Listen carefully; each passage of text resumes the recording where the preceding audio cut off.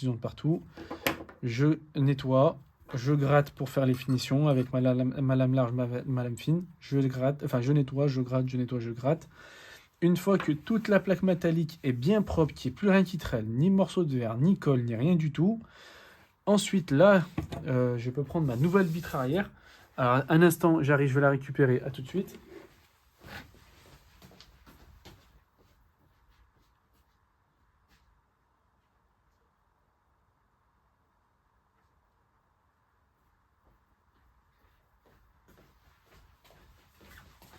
Voilà, tac, je récupère ma nouvelle vitre arrière que vous pouvez retrouver sur mon site internet repairiphone.com.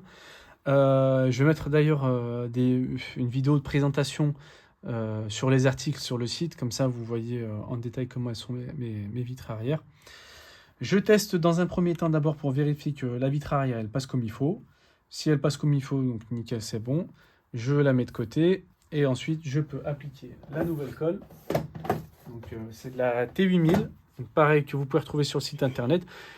Donc la T8000 c'est une colle qui sèche rapidement, c'est-à-dire minimum 30 minutes. Après le mieux c'est une sèche totale, c'est 24 heures.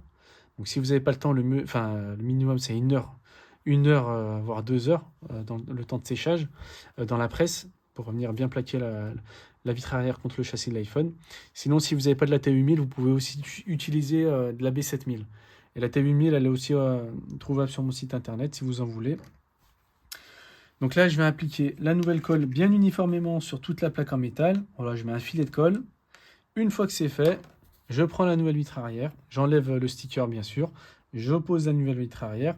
Une fois que la nouvelle vitre arrière est posée, je viens la mettre dans la machine de serrage pour bien fixer la nouvelle vitre arrière au châssis de l'iPhone et je la laisse dedans. Donc comme j'ai dit, au minimum 30 minutes, c'est vraiment si vous n'avez vraiment pas le temps.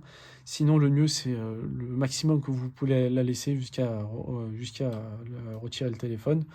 Donc après le mieux c'est de la laisser 2 heures, allez 2 heures dedans, 1h30, 2 heures, le temps que la colle elle prenne le temps de sécher entre guillemets partiellement. Et après la sèche totale c'est 24 heures. Voilà, et puis après, une fois que c'est fait, vous retirez le téléphone. Alors, une fois que vous avez mis la vitre arrière, moi ce que je fais, c'est que je fais d'abord un test pour vérifier que tout est bon et après je la mets dans la machine de serrage. Comme ça, je vérifie s'il n'y a pas de problème. Voilà. Et bah écoutez, c'est parti du coup pour le changement de vitre arrière. Je vais le mettre en accéléré et à tout de suite.